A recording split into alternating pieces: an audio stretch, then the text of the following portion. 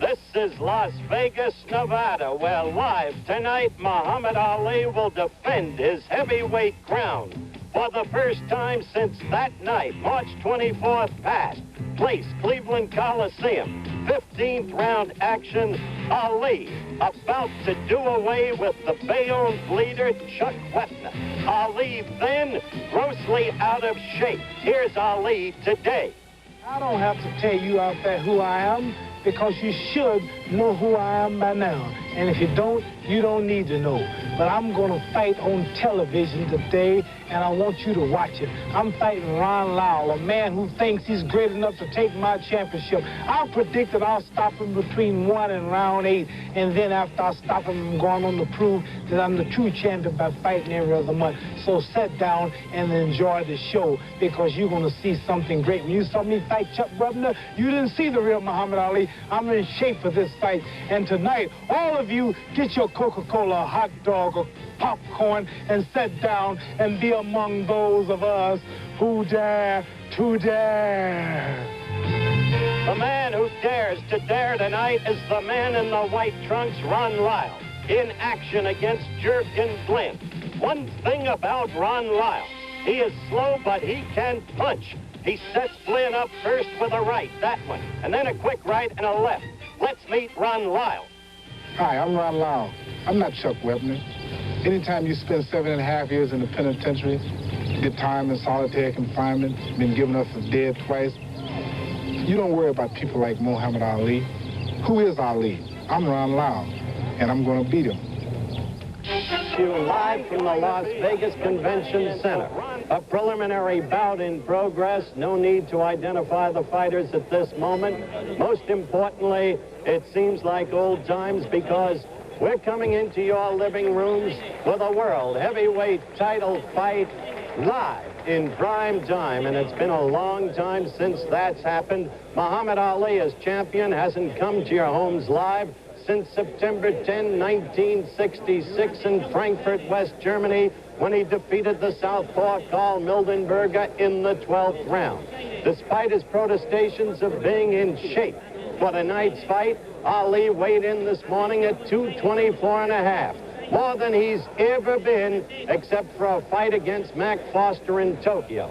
Ron Lyle weighed in, too, at a surprisingly heavy weight, 219. He professes all kinds of confidence in the wake of the kind of background that he's been through in his lifetime, which we will develop for you during the course of the evening.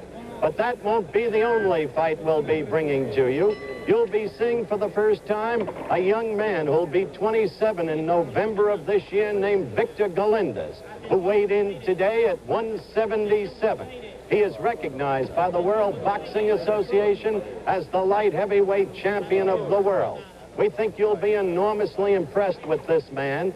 He's a kind of lowercase Oscar Bonavena in build, but an uppercase Oscar Bonavena in ability.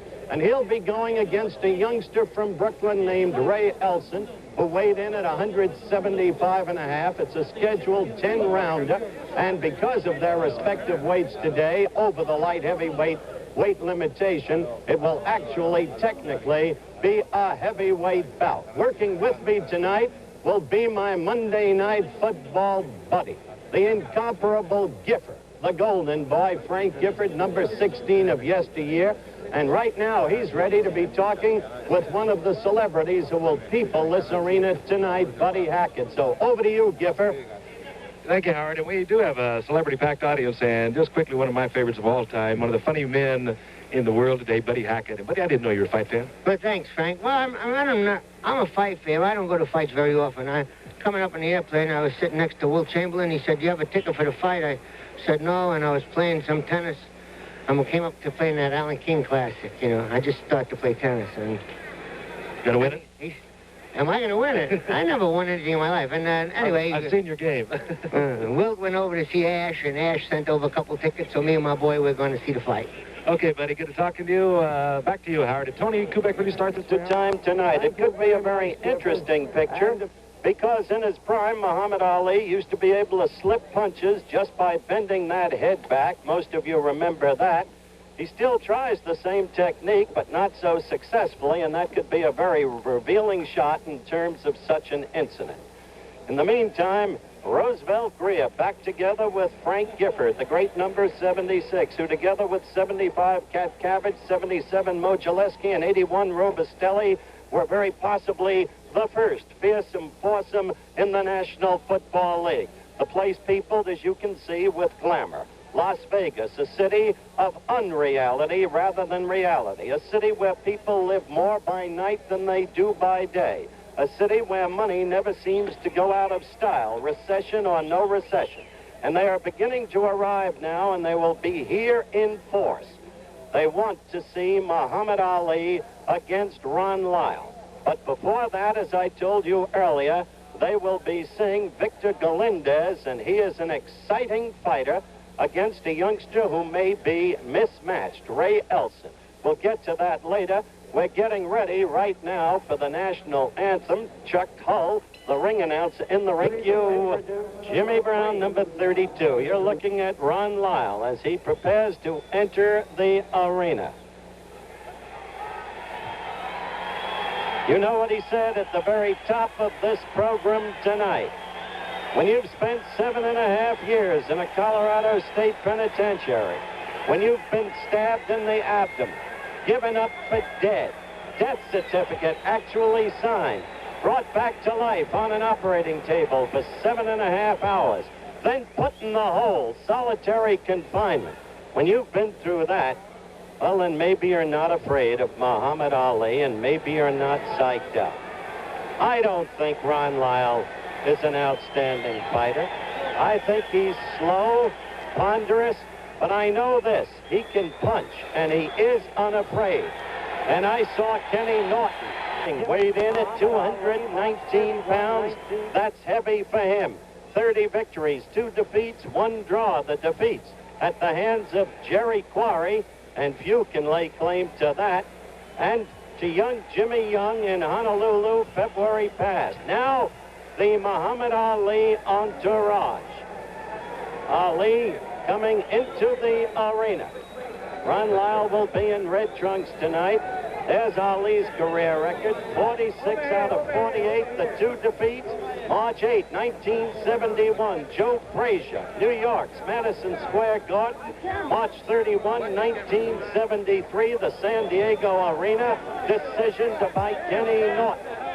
But Muhammad Ali in return bouts beat both men, and as you know, became only the second ever to regain the heavyweight championship of the world when he did away last October with George Foreman in the 8th round in Kinshasa, Zaire, Central Africa.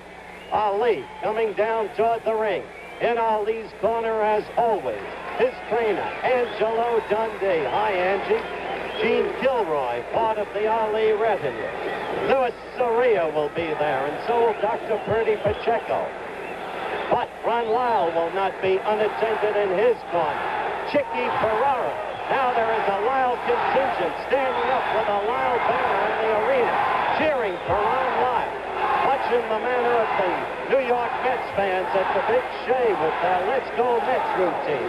Chicky Ferrara will be handling Ron Lyle together with an old friend. Now Ali gets into the ring. The crowd's excitement and anticipation heightens. This is the scene set for Ali's 5th bout ever here at the Las Vegas. We're using our overhead shot. Again, a reminder, as circumstances warrant, and if the shot proves to be revealing, we will be using it from time to time during the bout. There's the graphic. Each man 33 years of age. Lyle lost a lot of years. Ali lost 3.5 years for reasons that have been gone into over and over again. Ali, 5.5 pounds heavier. Ali has a 4-inch reach edge. The ring is a 20-foot ring. There's plenty of room to move around. Ali right above me now. Rope-a-dope, he is saying to me as he goes.